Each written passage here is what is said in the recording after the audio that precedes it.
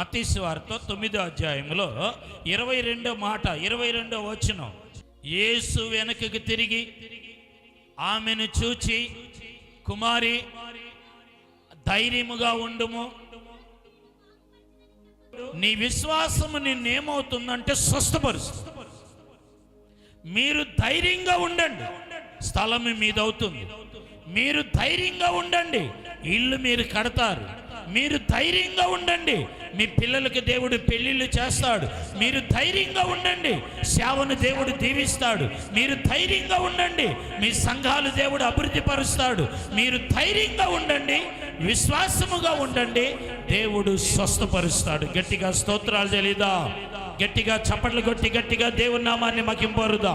చప్పట్లు గట్టిగా కొడుతూ దేవుని ఘననామాన్ని మహింపరుదా. స్తోత్ర స్తోత్ర. నీ విశ్వాసమే నిన్ను స్వస్థపరిచి.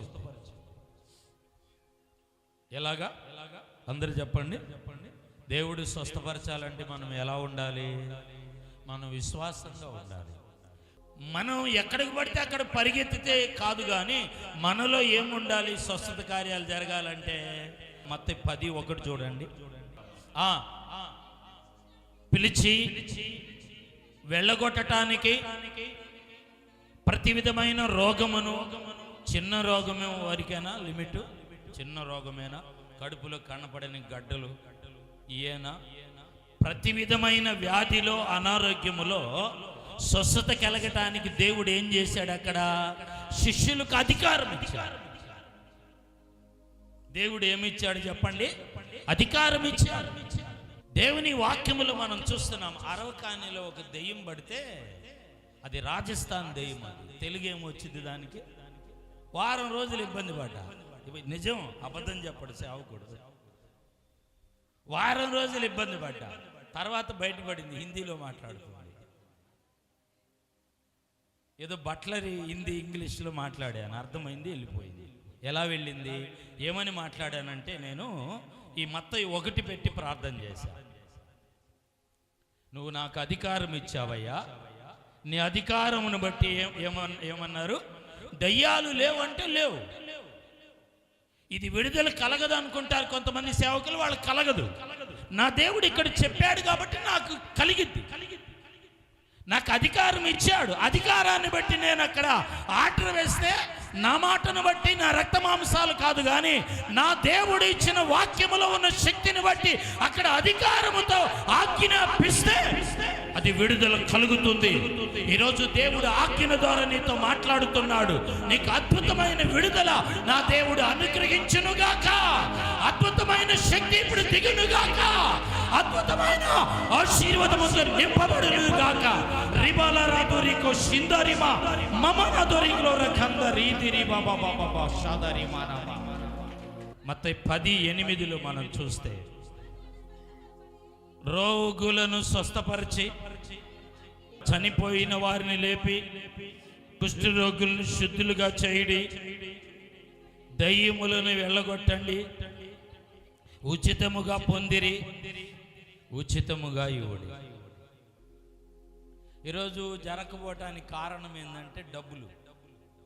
నూనె డబ్బా ఫ్రీగా మీరే తెచ్చుకున్నారు. నేనేం డబ్బులు అడగట్లేదు. ఇప్పుడు చూద్దాం. అసలు నేను ముగింపులో చూస్తాను, వివరించడానికి టైం లేదు. మీరు క్విక్గా యెషయా 58:7, 8, 9 కలిసి ఉంటుంది. అక్కడ శీఘ్రముగే నీకు స్వస్థత లభించునని ఉంది. కింద నుంచి 3వ లైన్ కదయ్యా, కింద నుంచి 4వ లైన్. బాగా శుండంగా చదువుతానే, ఎక్కడ ఏ మాట గుర్తుపెట్టుకుంటా. శీఘ్రముగా అన్నాడు. ఇప్పుడు శీఘ్రంగా లగియాలంటే పాత నిబంధన చూపిస్తున్నాడు పాస్టర్ గారు లైవ్లో. ఎవరైనా అది కొట్టివేయబడింది కదా. కొత్త నిబంధనలో స్వస్థత ఎక్కడుంది కదా? అపోస్తల కార్యములు 8వ అధ్యాయము 4 నుండి 8 వరకు నేను చదువుతాను. కాబట్టి చెదరిపోయిన వారు సువార్త వాక్యమును ప్రకటించుచు సంచారము చేసిరి. అప్పుడు ఫిలిప్పు సమరయ పట్టణమునకు వెళ్ళి క్రీస్తును వారికి ప్రకటించుచుండెను.